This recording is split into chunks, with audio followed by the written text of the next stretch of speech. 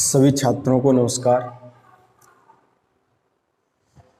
Class 10th का आज lecture number 3 है, चैप्टर 7। तो बेटा लेक्चर नंबर 3 चैप्टर 7 ध्यान देना। मैंने आप लोगों को इसमें यह बता दिया था, अभी तक वर्ग के बारे में बताया था, आयत के बारे में बताया था, समचतुर्भुज के बारे में बताया था, त्रिभुज के बारे में भी बताया था लेक्चर 2 तक। जिन भैयाओं ने नहीं देखे वो आप पीछे वीडियो देख सकते हैं, यूट्यूब पर मिल जाएंगी, ठीक है। और आज क्वेश्चन नंबर 8वां होगा, 7वां मैंने घर के लिए दिया था, आप लोगों को दिया था, है ना। 7A का क्वेश्चन नंबर 8 ये कह रहा है कि एक त्रिभुज के शीर्ष क्रम से, एक त्रिभुज है कोई, तो बेटा मैंने ये चित्र बनाया, ये त्रिभुज बनाया। अब इसके शीर्ष दिए गए हैं। पहला शीर्ष है आपका -5,6, दूसरा शीर्ष है 3,0, तीसरा शीर्ष है 9,8,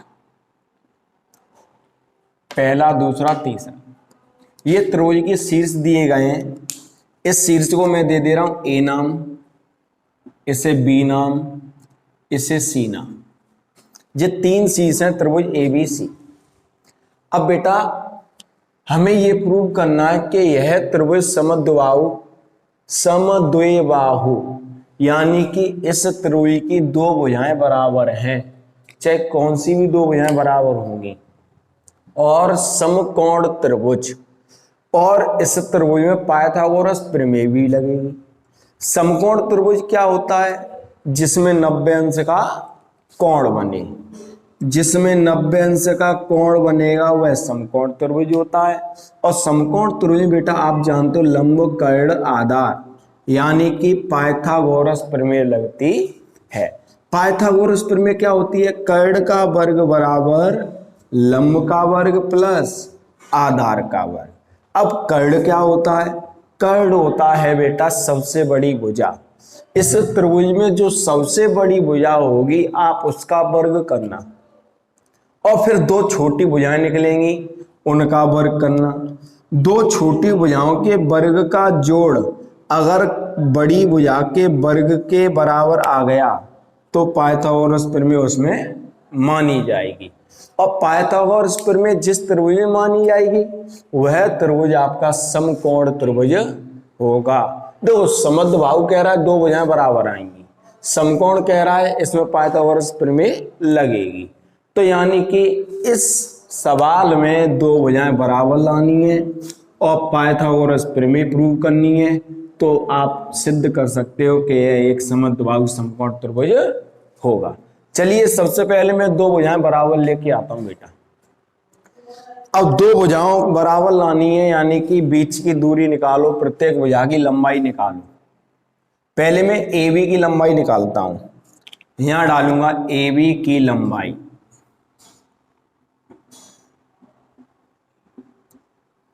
अब AB की लंबाई निकालनी है, लंबाई का मतलब होता है बीच की दूरी। जैसे मैंने कहा आपकी लंबाई क्या है, तो आप क्या कहोगे कि हमारे पैर के तलवे से हमारे सिर की जो ऊंचाई है वही हमारी बीच की दूरी है, या हमारे पैर के तलवे से हमारे सिर की जो बीच की दूरी है वही हमारी लंबाई है। सही बात है ना। तो लंबाई का मतलब बीच की दूरी। जैसे AB की लंबाई निकालनी है बेटा, तो A और B के बीच की दूरी का सूत्र लगा दो। तो बीच की दूरी का सूत्र क्या बताया मैंने? x2 माइनस x1 का वर्ग प्लस y2 माइनस y1 का वर्ग। ये मैंने बीच की दूरी का सूत्र लगा दिया। अब देखना बेटा A B का है ना आपने, तो A वाला बिंदु आपका x1 y1 बनेगा और B वाला बिंदु आपका x2 y2 बनेगा। ध्यान रखना A वाला x1 y1 बनेगा और B वाला x2 y2 बनेगा।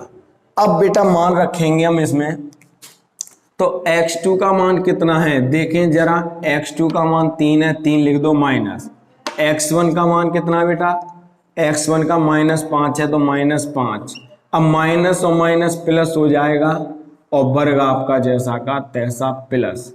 y2 का मान 0 है बेटा, माइनस y1 का मान आपका 6 और वर्ग जैसा का तैसा। 3 और 5 आपके होते हैं 8, 8 का वर्ग होता है 64। 0 में से 6 जाएंगे तो 6 बचेगा और 6 का वर्ग 36 और माइनस का वर्ग प्लस हो जाता है 64, 36 100 हो जाएंगे आपके अंडर रूट में और 100 आपका 10 का वर्ग होता है। तो आप इसे लिख सकते हो 10 मात्रक, क्योंकि दूरी को हमेशा पीछे मात्रक लिखना जरूरी है। तो ये आपकी ए बी की लंबाई आ गई। किसकी लंबाई आई बेटा, ए बी की लंबाई कितनी आ गई, 10 मात्रक। तो यहां मैंने लिख दिया 10 मात्रक। अब निकालेंगे बी सी की लंबाई। ए बी का काम खत्म हो गया बेटा, अब नंबर है बी सी का।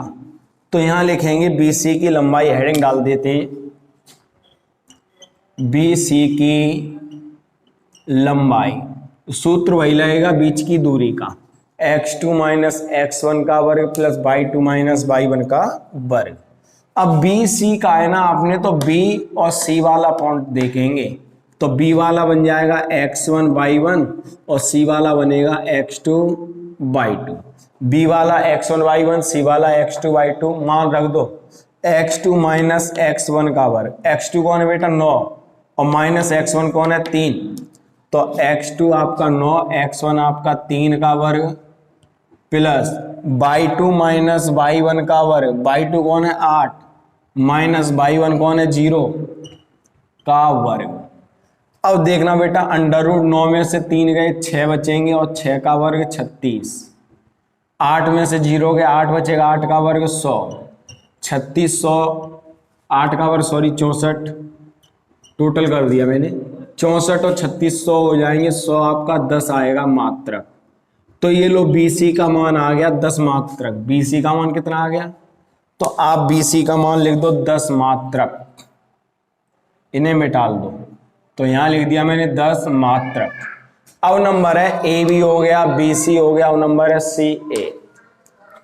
तो यहां लिखेंगे CA की लंबाई, हेडिंग डाल दो CA की लंबाई।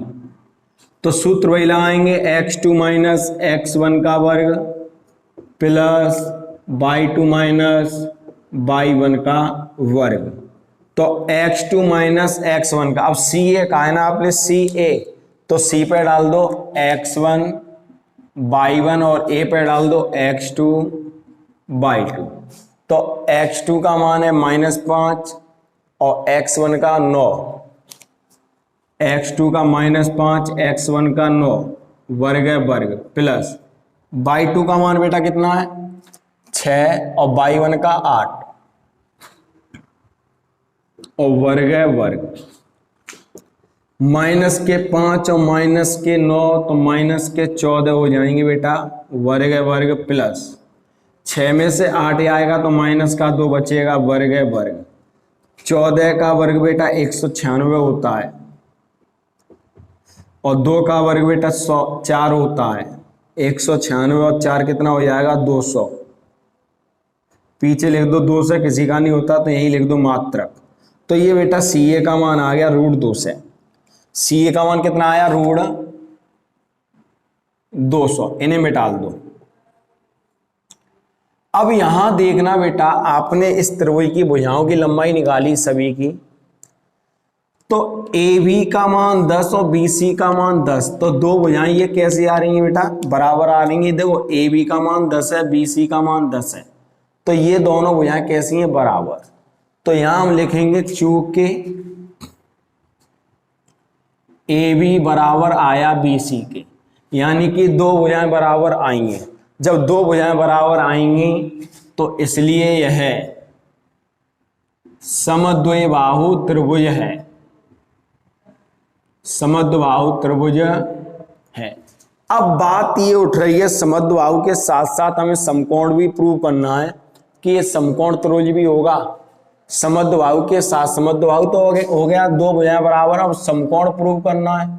समकोण के लिए पाइथागोरस प्रमेय लगाया करो, कभी भी समकोण सिद्ध करना हो पाइथागोरस प्रमेय लगाएंगे। अब पाइथागोरस प्रमेय होती है कर्ण का वर्ग बराबर लंब का वर्ग प्लस आधार का वर्ग। कर्ण होता है सबसे बड़ी भुजा, तो इसमें सबसे बड़ी भुजा कौन है, √200 सबसे बड़ी भुजा दिख रही है, तो आप सबसे बड़ी भुजा का वर्ग करो, यानी कि √2 से सबसे बड़ी भुजा है ना, और √2 से किसका मान है, CA का मान है बेटा। ध्यान से देखो, √2 से CA का मान है, तो CA का वर्ग करेंगे हम। CA का मान √200 का वर्ग, वर्ग से बेटा रूट कटे आएगा तो सिर्फ 2 से बचेगा, तो CA का मान आ गया बेटा 200। अब दो छोटी भुजाएं हैं जो बची हैं, पहली छोटी भुजा AB और दूसरी BC, इन दोनों का वर्ग का जोड़ करो, यानी कि AB का वर्ग प्लस BC का वर्ग। AB का मान 10 है, वर्ग है वर्ग। BC का मान भी बेटा 10 आया, BC का मान भी 10 है, तो यहाँ 10 लिख दो, वर्ग है 10 का वर्ग, AB का वर्ग BC का वर्ग, 10 का वर्ग 100 प्लस 100, 10 का वर्ग 100, 100 कितना हो जाएगा बेटा, 100 और 100 आपका हो जाएगा 200। अब यहां देखना बेटा, आपने बड़ी भुजा का वर्ग किया 200 आया, पहली छोटी भुजा प्लस दूसरी छोटी भुजा का वर्ग किया वो भी 2 से आया, तो यानी कि ये दोनों कैसे बराबर आए ना, तो यहाँ लिखना चूंकि CA का वर्ग बराबर आया इसके वर्ग, यानी AB का वर्ग प्लस BC के वर्ग, और यही तो पाइथागोरस प्रमेय होती है। ये कर्ण का काम कर गया, ये लंब का काम कर गया, और ये आधार का काम कर गया। जे पाइथागोरस प्रमेय नहीं होगी तो यहां लिखेंगे जो एक पाइथागोरस प्रमेय है, इसलिए, और पाइथागोरस प्रमेय किसमें लगती है, समकोण त्रिभुज में, इसलिए यह त्रिभुज समकोण भी है। यह समकोण त्रिभुज है। लास्ट में लिख देना अतः हम कह सकते हैं, अतः हम कह सकते हैं, जगह नहीं आप लिख लेना, बोल रहा हूं भाषा। अतः हम कह सकते हैं कि दिए गए शीर्ष समद्विबाहु समकोण त्रिभुज के शीर्ष हैं। दिए गए शीर्ष समद्विबाहु समकोण त्रिभुज के शीर्ष हैं। चलिए नेक्स्ट क्वेश्चन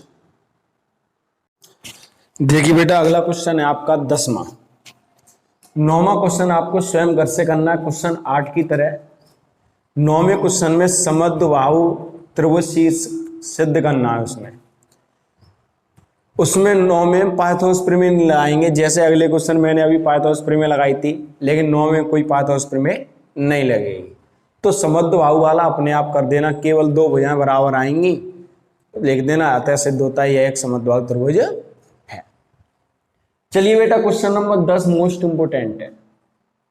प्रश्न ये कह रहा है, यदि बिंदु Q 0,1 बिंदुओं P, R से समदूरस्थ है, यानी बिंदु जो ये वाला बिंदु जो है इन दोनों बिंदुओं से समदूरस्थ है। चित्र समझना, ये वाला बिंदु यानी कि Q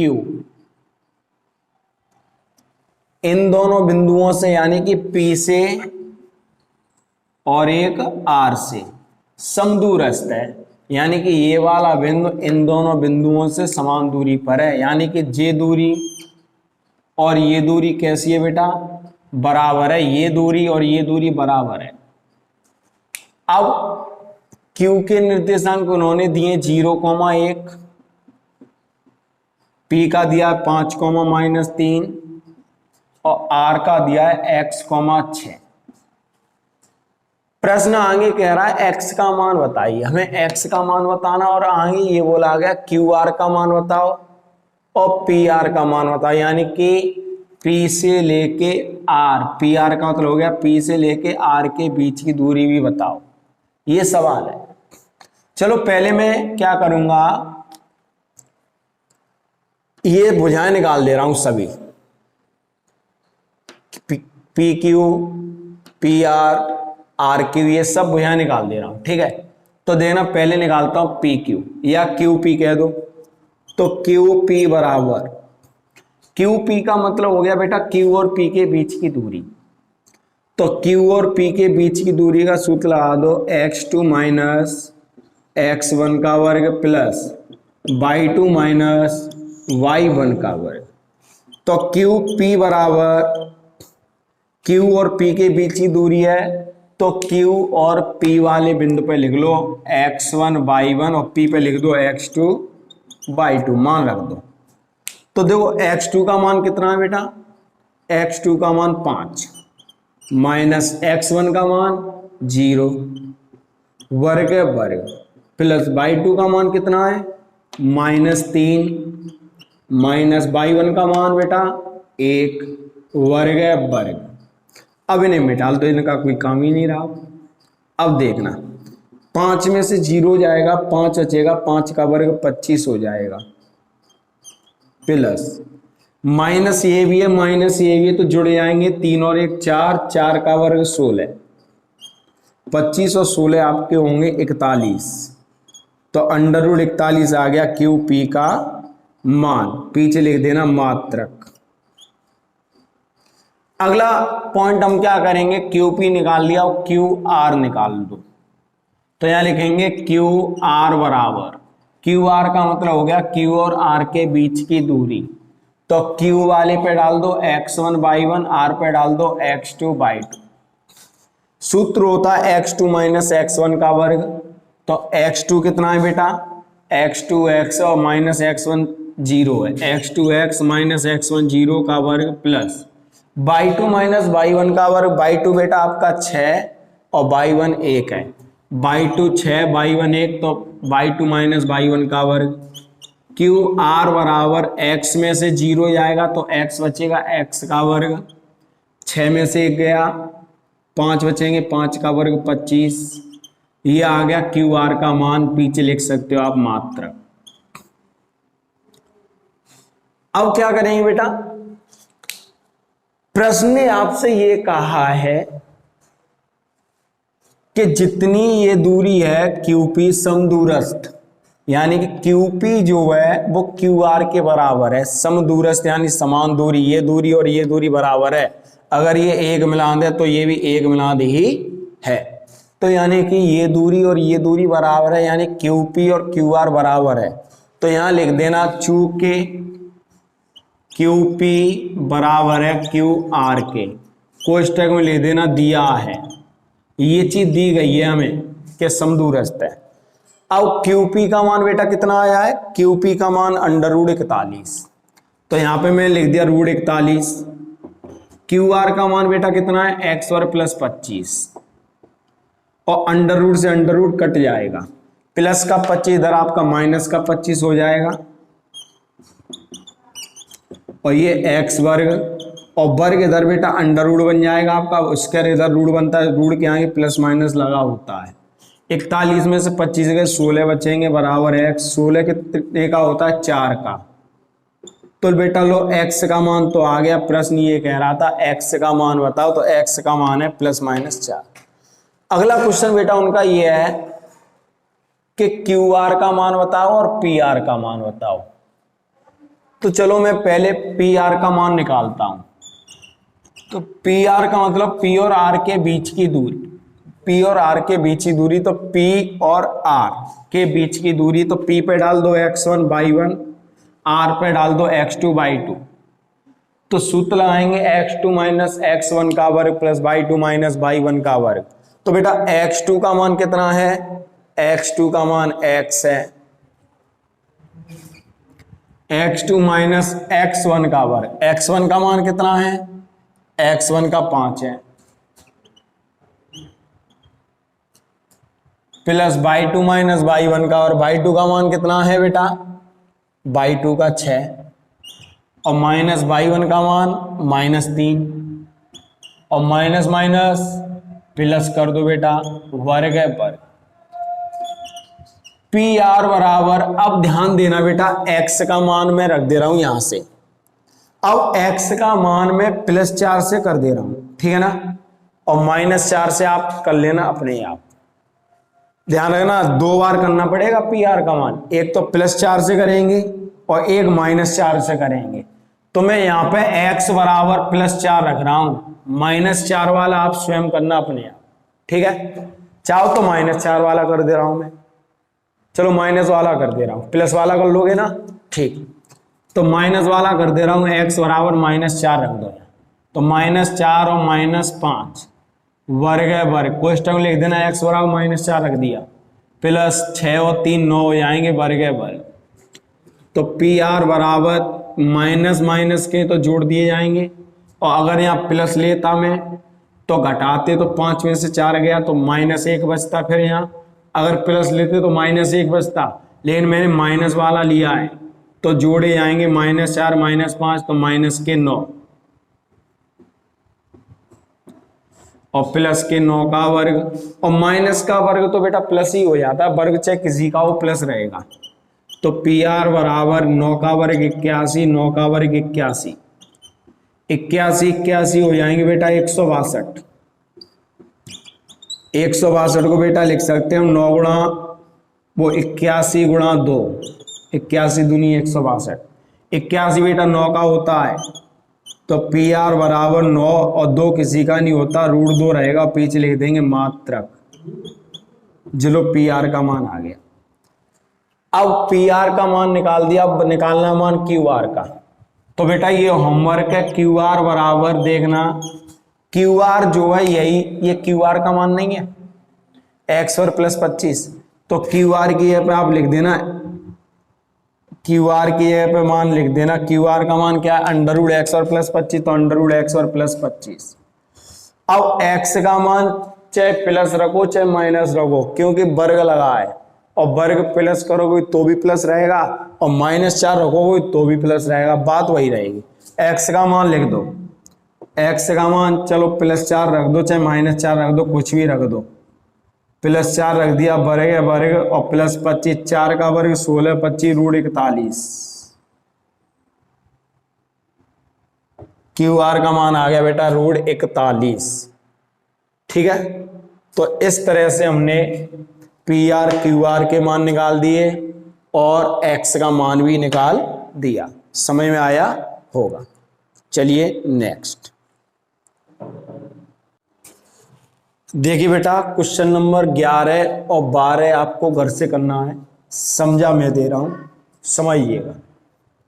11 में मैं आपको एक त्रिभुज के शीर्ष दिए गए, क्वेश्चन नंबर 11 समझना, ये शीर्ष दिया गया, ये दिया गया, ये दिया गया, आपसे ये बोला गया है कि सिद्ध कीजिए यह एक समद्विबाहु समकोण त्रिभुज के शीर्ष है। क्वेश्चन नंबर 8 की तरह समद्विबाहु समकोण त्रिभुज, आप तीनों भुजाएं निकालोगे तो 2 भुजाएं बराबर आ रही होंगी, तो उससे सिद्ध हो जाएगा यह समद्विबाहु त्रिभुज की शीर्ष है। फिर आप बड़ी भुजा का वर्ग करोगे, सबसे बड़ी भुजा देख लेना कौन है, और छोटी भुजा प्लस दूसरी छोटी भुजा का वर्ग करना, दोनों बराबर आएंगे, कराया नहीं था मैंने, तो उससे सिद्ध होगा कि पाइथागोरस प्रमेय लागू भी हो रही है। तो 2 भुजाएं बराबर आएंगी और पाइथागोरस प्रमेय लागू भी होगी, तो सिद्ध हो जाएगा यह एक समद्विबाहु समकोण त्रिभुज के शीर्ष है। क्वेश्चन नंबर 12 में ये कह रहा है चतुर्भुज का नाम लिखिए, यानी कि 4 शीर्ष दिए जाएंगे आपको, कोई एक चतुर्भुज है, ये नहीं पता कौन सा चतुर्भुज है, 4 शीर्ष दिए जाएंगे आपको। आप क्या करना बेटा, 4 शीर्ष दे दिए A B C D, पहले आप AB की लंबाई निकालना, फिर BC की लंबाई, फिर CD की लंबाई, फिर DA की लंबाई, और उसके बाद आप ये वाला विकर्ण भी निकालना, AC विकर्ण भी निकालना, और एक BD विकर्ण भी निकालना। इतना काम करना पड़ेगा 12 में, प्रत्येक खंड में AB BC CD DA और विकर्ण दोनों निकालेंगे। अगर चारों भुजाएं बराबर आई और विकर्ण बराबर आए, चारों भुजाएं बराबर आई और विकर्ण बराबर आए, तो वह वर्ग होगा। तो लिख देंगे चतुर्भुज का नाम वर्ग है, क्योंकि चारों भुजाएं बराबर हैं और विकर्ण बराबर है। यदि आमने सामने की भुजा बराबर आई आमने सामने की भुजा बराबर आई और विकर्ण बराबर आई तो वह आयत होगा। आमने सामने की भुजा बराबर विकर्ण बराबर तो वह आयत होगा। यदि आमने सामने की भुजाएं बराबर आई विकर्ण बराबर नहीं आए तो समांतर चतुर्भुज होगा। लिख लिया करना पॉइंट मेरे कि आमने सामने की भुजाएं बराबर आई और विकर्ण बराबर नहीं आए तो समांतर चतुर्भुज होगा। आमने सामने की भुजाएं बराबर हैं विकर्ण बराबर हैं तो आयत होगा। सभी भुजाएं बराबर हैं विकर्ण बराबर हैं तो वर्ग होगा। और सब भुजाएं बराबर हैं विकर्ण बराबर नहीं तो सम चतुर्भुज होगा। सब भुजाएं बराबर हैं विकर्ण बराबर नहीं है तो सम चतुर्भुज होगा। इस तरह से हम चतुर्भुज का नाम लिख दिया करेंगे। इतना करना है आपको बारे में। अब चलिए क्वेश्चन नंबर 13 पढ़ ले एक बार। क्वेश्चन नंबर 13 स्क्रीन पर कि एक त्रिभुज का परिमाप ज्ञात कीजिए। अब बात ये होती है परिमाप होता क्या है। परिमाप होता है त्रिभुज की आप सभी भुजाएं निकालना। अगर सब भुजाएं निकाल दी आपने और सभी भुजाओं का जोड़ कर देना ही परिमाप कहलाएगा। कोई भी आकृति हो किसी का भी परिमाप निकालना हो तो उसकी सब भुजाएं निकाल करके जोड़ दो परिमाप निकलता है। कोई भी आकृति हो उसका अगर परिमाप निकालना है तो सब भुजाएं निकाल के जोड़ दो तो परिमाप होता है। तो हम क्या करेंगे, एक त्रिभुज है तो पहले चित्र समझ लो। ये मैंने बनाया त्रिभुज ए बी सी। अब ए के पहला शीर्ष ए होता है 0,4, दूसरा शीर्ष बी होगा 4,0, तीसरा शीर्ष सी होगा 2,-2। ये 3 शीर्ष है। अब आप क्या करोगे बेटा, तीनों भुजाओं की लंबाई निकालना। तीनों भुजाओं की लंबाई निकालेंगे। पहले मैं ए बी की लंबाई निकालता हूं। ए बी तो लंबाई निकालेंगे तो बीच की दूरी का सूत्र लाएंगे। क्या होता है x2 माइनस x1 का वर्ग अंडर रूट के अंदर प्लस y2 माइनस y1 का वर्ग। तो ए बी बराबर under root x2 minus x1 का वर्ग। तो बेटा ए बी का है ना आपने, तो ए पे डाल दो x1 y1 और बी पे डाल दो x2 y2। रख दो। ए बी का मान कितना बेटा, x2 का मान 4, x1 का मान 0, y2 का मान बेटा कितना है, y2 का मान 0, y1 का मान 4, वर्ग है वर्ग। 0 का कोई महत्व नहीं, 4 का वर्ग 16, 0 का कोई महत्व नहीं, 4 का वर्ग 16 और माइनस का वर्ग प्लस हो जाता है। 16 16 32, 32 को बेटा लिख देंगे 16 गुणा 2, 16 दूनी 32 होते हैं ना। 16 बेटा आपका होता है 4 का और अंडर रूट 2 रहेगा अंदर और पीछे ले देना मात्रक। तो ये आ गया ए बी का मान 4√2। अब निकालेंगे बेटा ए बी का मान तो निकाल दिया, बी सी का मान निकालेंगे। तो बी सी बराबर सूत्र लाएंगे x2 माइनस x1 का वर्ग प्लस y2 माइनस y1 का वर्ग। तो बी सी का है ना, तो बी पे डाल दो x1 y1 और सी पे डाल दो x2 y2। रख दो। x2 माइनस x1 का वर्ग, x2 आपका 2 है माइनस x1 आपका 4 है वर्ग। y2 माइनस y1 का वर्ग, y2 माइनस 2 है, y1 0 है, माइनस 2 0 का वर्ग। तो बी सी बराबर 2 में से 4 घटाएंगे 2 बचेंगे, 2 का वर्ग 4 प्लस माइनस 0 कोई महत्व नहीं, 2 का वर्ग 4 4 8। 8 को लिख देंगे 4 गुणा 2। ये 4 तो 2 का हो जाएगा वर्ग, तो 2 बन के बाहर आ गया और रूट के अंदर 2 रहेंगे। पीछे लिख देंगे मात्रक। बी सी आ गया।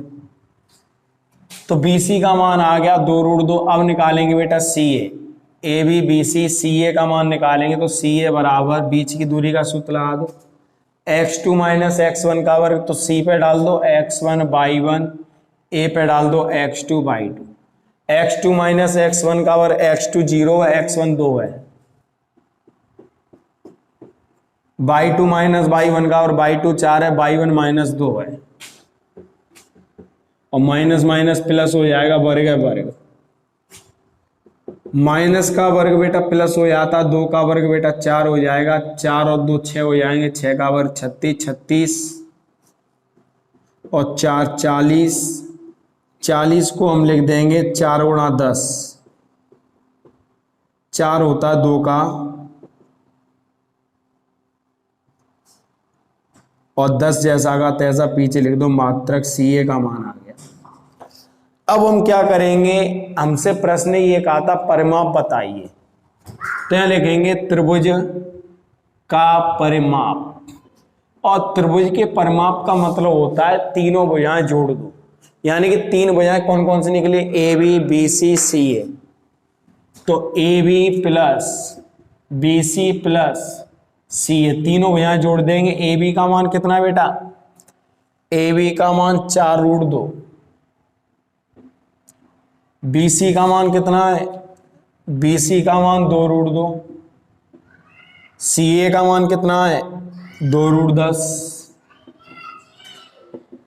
अब 4√2 और 2√2 हो जाएंगे आपके 6√2 और 2√10, इतना ही छोड़ दो बस, बहुत है, पीछे लिख दो मात्रक। अब आप कहोगे ये क्यों नहीं जुड़ रहा है, यहाँ पे देखो √2 है, यहाँ देखो √10 है, जुड़ेंगे नहीं, और यहाँ सेम टू सेम थे, √2 तो जोड़ दिए, 4√2 और 6√2, तो वो 4√2 और 2√2 6√2 हो गए, लेकिन ये 10 वाला है तो ये नहीं जुड़ेगा इसमें, ठीक है। अब अगला क्वेश्चन, इसमें ये कहा गया परिमाप के बाद सिद्ध करो यह समकोण त्रिभुज है, और समकोण त्रिभुज में आप जानते हो बड़ी भुजा का वर्ग पाइथागोरस प्रमेय लगनी है, तो इनमें जी देखो बड़ी भुजा कौन है, सबसे बड़ी भुजा 4√2 सबसे बड़े दिख रहे हैं मुझे, है ना, ठीक। तो AB का वर्ग करो आप, AB का मान है 4√2 और वर्ग करेंगे वर्ग, 4 का वर्ग 16 गुणा, और वर्ग से रूट कट गया तो 2 बचेगा, 16 दूनी 32। अब दोनों छोटी भुजाएं को बची हैं, कौन कौन सी बची हैं, BC और CA बचा है, तो BC का वर्ग करो प्लस CA का वर्ग करो। BC का मान कितना बेटा 2√2 प्लस CA का मान कितना बेटा 2√10। अब 2 का वर्ग 4 और वर्ग से रूट कट गया गुणा 2, प्लस 2 का वर्ग 4 और वर्ग से रूट कट गया 10। अब देखना 4 दूनी 8 और 4 दाई 40, तो 40 और 8 48, इसके बराबर नहीं आ रहा, तो यानी कि हमने कहीं गलती की है बेटा, तो उस गलती का सुधार करते हैं, देखना कहाँ गलती हुई है। बड़ी वजह पहचानने में दिक्कत हो रही है हम लोगों को, तो पहचानते हैं, चलिए देखते हैं। AB का मान है 4√2, सीधे इधर आया, CA का मान √40 और AB का मान √32 और ये √8, तो CA बड़ा है सबसे, तो हम CA का वर्ग करेंगे।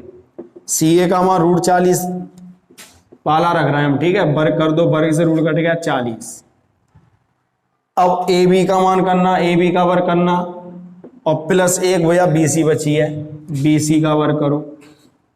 AB का मान कितना, AB का मान ये वाला रख दो, √ वाला ही, तो √32 का वर्ग प्लस BC का मान कितना बेटा, BC का मान ये वाला रखना √8, वर्ग से रूट कटा, वर्ग से रूट 32 और 8 40, तो AB वर्ग प्लस BC वर्ग और 32 और 8 40। अब CA का मान भी 40 आया, AB प्लस BC भी 40 आया, तो यहाँ लिखना चूंकि CA का वर्ग जो है AB प्लस BC के वर्ग के बराबर आ गया है। CA बन जाएगा कर्ण, ये बन जाएगा लंब, ये बन जाएगा आधार, तो ये पाइथागोरस प्रमेय नहीं होगी, तो लास्ट में जगह नहीं लिख लेना, यह एक पाइथागोरस प्रमेय है, अतः यह समकोण त्रिभुज के शीर्ष है। समझ आया होगा। चलिए देखिए बेटा, अगला क्वेश्चन आपका 14वां क्वेश्चन ये है कि निर्धारित की करो क्या बिंदु 1,5, 2,3 -2,11 सर्रेखी हैं। जो भाई इस क्वेश्चन को समझेगा तो वो एक्सरसाइज 7C स्वयं लगा लेगा अपने आप घर से पूरी। ध्यान रखना, जो इस क्वेश्चन को समझ लेगा वो 7C एक्सरसाइज पूरी लगा सकता है। तो ध्यान से समझें। सररेखी, सररेखी का मतलब होता है बेटा सीधी रेखा। जिस सररेखी है सीधी रेखा। अब इस सीधी रेखा पे मैंने बेटा 3 बिंदु रख दिए, 1 2 3। पहला बिंदु मान लो बेटा 1,5, यही बता दे रहा हूं सवाल। दूसरा बिंदु 2,3, अगला माइनस के 2, -11। अब समझना, अगर ये बिंदु सररेखी होंगे तो आप त्रिभुज का क्षेत्रफल निकालना। किसका क्षेत्रफल? त्रिभुज का। क्योंकि सीधी रेखा कभी त्रिभुज नहीं बनाती। सही बात है कि नहीं? क्या यहां त्रिभुज बनना है? कोई नहीं बनना। तो सीधी रेखा कभी त्रिभुज नहीं बनाती, तो त्रिभुज का क्षेत्रफल 0 आना है। जो त्रिभुज बनेगा ही नहीं तो त्रिभुज का क्षेत्रफल क्या आएगा? 0। तो आप इन 3 बिंदुओं से त्रिभुज का क्षेत्रफल निकालना। अगर त्रिभुज का क्षेत्रफल 0 आया, अगर त्रिभुज का क्षेत्रफल 0 आया बेटा, तो सिद्ध हो जाएगा ये बिंदु सररेख हैं। और अगर त्रिभुज का क्षेत्रफल 0 नहीं आया तो ध्यान रखना ये बिंदु सररेख ही नहीं है। क्या समझे? त्रिभुज का क्षेत्रफल अगर 0 आया तो बिंदु सररेख ही है, और अगर त्रिभुज का क्षेत्रफल 0 नहीं आया तो बिंदु सररेख ही नहीं है। तो हम बेटा इसमें त्रिभुज का क्षेत्रफल निकालेंगे। तो सीख लेना, त्रिभुज का क्षेत्रफल निकालने पर पहला टॉपिक आया किस तरह से निकालते हैं त्रिभुज का क्षेत्रफल। एक तरीका सूत्र का होता है और एक और होता है मैं अपना सरल तरीके से कराता हूं। ठीक है, तो हम यहां लिखेंगे त्रिभुज का क्षेत्रफल। त्रिभुज का क्षेत्रफल बराबर कैसे निकालता हूं मैं? यहां लिखता हूं मैं 1/2, ध्यान रखना, और 2 लाइनें खींचता हूं बिंदु वाले में। 1/2 2 लाइनें खींची, ध्यान रखना, एक बार में सीख लेना। त्रिभुज का क्षेत्रफल निकालते हैं, 1/2 2 लाइनें खींची। पहला बिंदु क्या है बेटा? 1,5, तो यहां लिखा 1 5। दूसरा 2 3, तो यहां लिखो 2 3। तीसरा -2 11, तो -2 -11। तीनों बिंदु लिखने के बाद क्या करेंगे बेटा? जो ऊपर लिखा हुआ बिंदु है उसे नीचे दोबारा रिपीट कर देंगे। 3 बिंदु लिखने के बाद क्या करेंगे बेटा? जो ऊपर लिखा हुआ बिंदु उसे हम दोबारा नीचे लिख देंगे। ऊपर क्या लिखा? 1,5, तो यहां लिख दो 1 5, पुनः लिख दो। अब सीखना बेटा, 1/2 आपका जैसा का तैसा, गुणा करेंगे इसका इसमें, इसका इसमें, इसका इसमें। तो चलिए गुणा करते हैं। 1 का गुणा करेंगे 3 में, तो 3 एकम 3। 2 का गुणा -11 में, तो 11 दूनी 22। 2 का 5 है, तो 2 पंजे -10। ठीक है ना?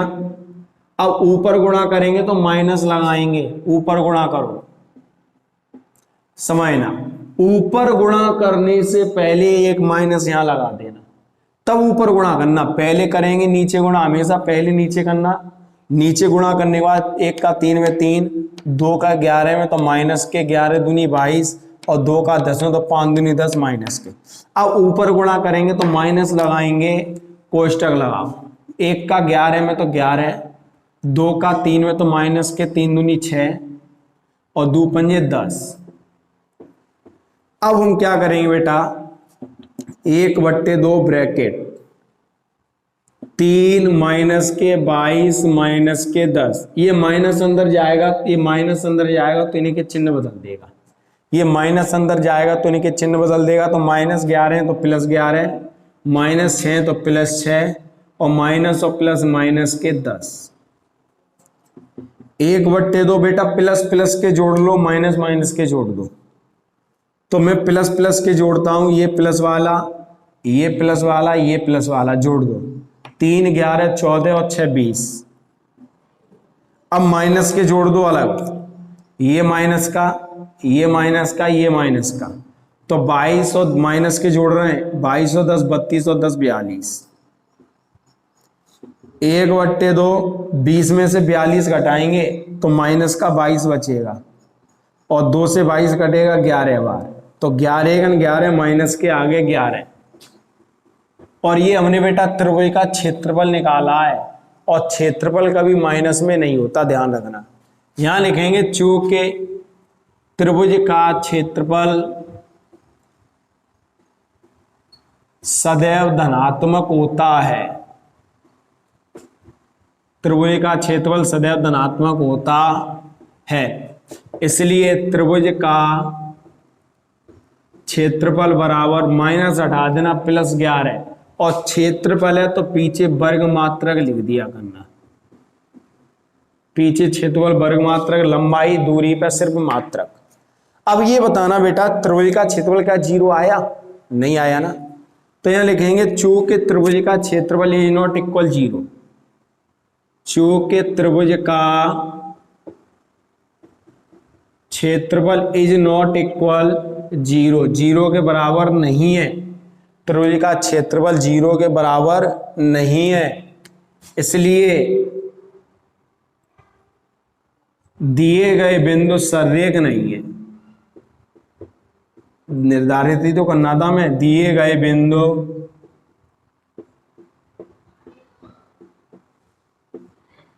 संरेखी नहीं है।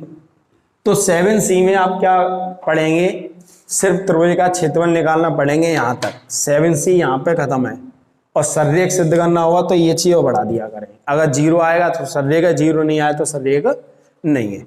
अब बेटा क्वेश्चन नंबर आपका 15वां, x और y में संबंध लिखिए।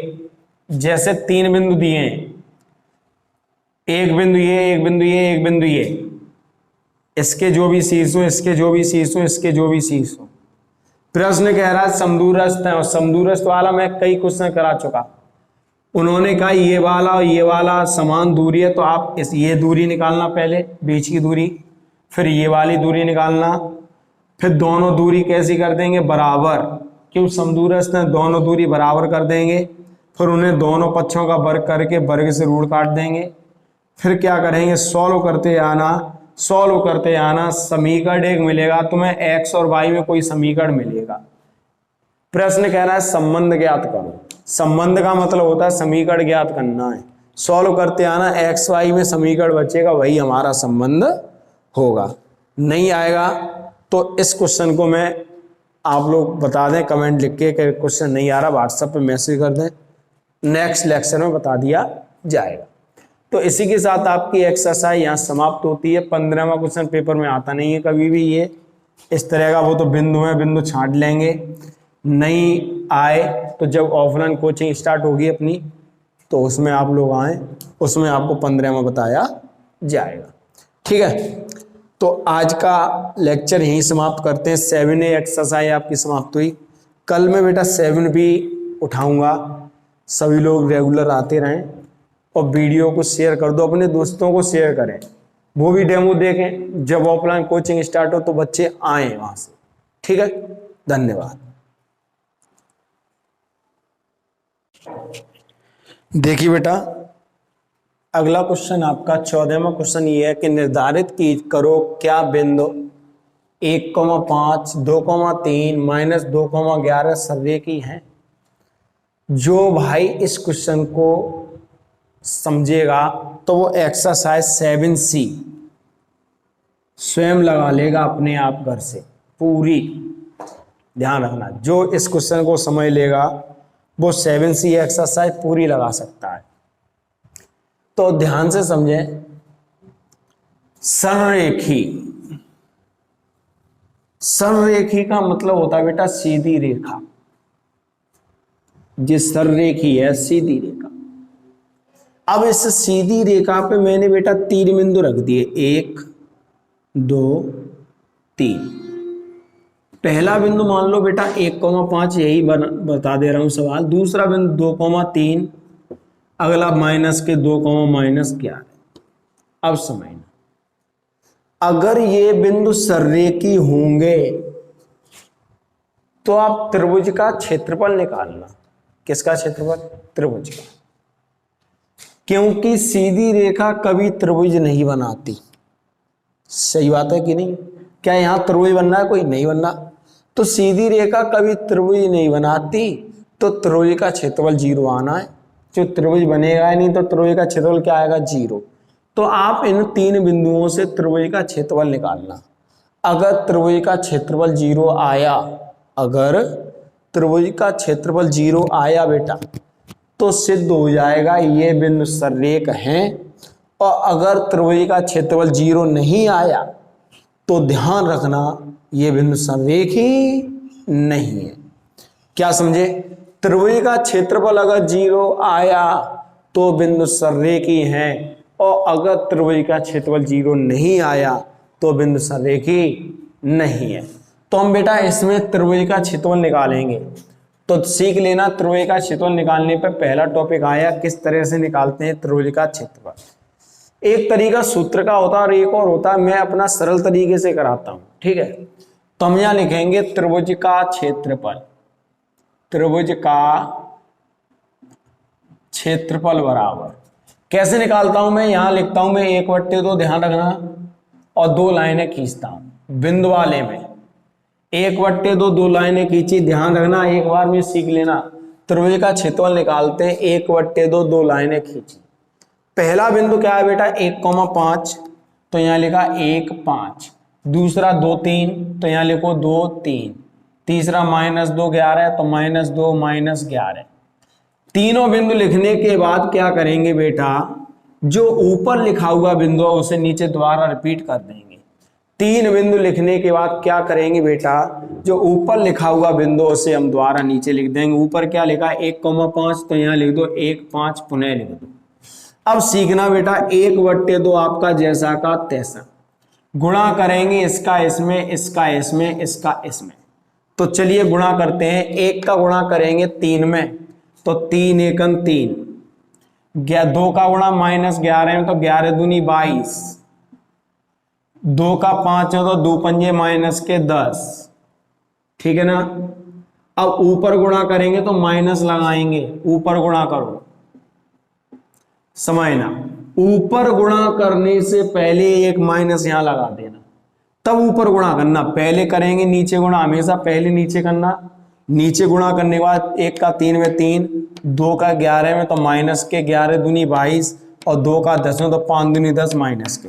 अब ऊपर गुणा करेंगे तो माइनस लगाएंगे, कोष्टक लगाओ। 1 का 11 में तो 11, 2 का 3 में, तो माइनस के 3 दूनी 6, और 2 पंजे 10। अब हम क्या करेंगे बेटा? 1/2 ब्रैकेट 3 माइनस के 22 माइनस के 10। ये माइनस अंदर जाएगा, ये माइनस अंदर जाएगा तो इन्हीं के चिन्ह बदल देगा। ये माइनस अंदर जाएगा तो इन्हीं के चिन्ह बदल देगा। तो -11 है तो +11, -6 है तो +6, और माइनस और प्लस माइनस के 10। 1/2 बेटा प्लस प्लस के जोड़ लो, माइनस माइनस के जोड़ दो। तो मैं प्लस प्लस के जोड़ता हूं, ये प्लस वाला, ये प्लस वाला, ये प्लस वाला जोड़ दो। 3 11 14 और 6 20। अब माइनस के जोड़ दो अलग, ये माइनस का, ये माइनस का, ये माइनस का। तो 22 और माइनस के जोड़ रहे हैं, 22 और 10 32 और 10 42। 1/2 20 में से 42 घटाएंगे तो माइनस का 22 बचेगा, और 2 से 22 कटेगा 11 बार, तो 11 11 माइनस के आगे 11। और ये हमने बेटा त्रिभुज का क्षेत्रफल निकाला है, और क्षेत्रफल कभी माइनस में नहीं होता, ध्यान रखना। यहां लिखेंगे चूंकि त्रिभुज का क्षेत्रफल सदैव धनात्मक होता है, त्रिभुज का क्षेत्रफल सदैव धनात्मक होता है, इसलिए त्रिभुज का क्षेत्रफल बराबर माइनस हटा देना +11, और क्षेत्रफल है तो पीछे वर्ग मात्रक लिख दिया करना। पीछे क्षेत्रफल वर्ग मात्रक, लंबाई दूरी पर सिर्फ मात्रक। अब ये बताना बेटा त्रिभुज का क्षेत्रफल क्या 0 आया? नहीं आया ना। तो यहां लिखेंगे चूंकि त्रिभुज का क्षेत्रफल इज नॉट इक्वल 0, चूंकि त्रिभुज का क्षेत्रफल is not equal zero, zero के बराबर नहीं है। त्रिभुज का क्षेत्रफल जीरो के बराबर नहीं है, इसलिए दिए गए बिंदु सररेख नहीं है। निर्धारित ही तो करना था मैं, दिए गए बिंदु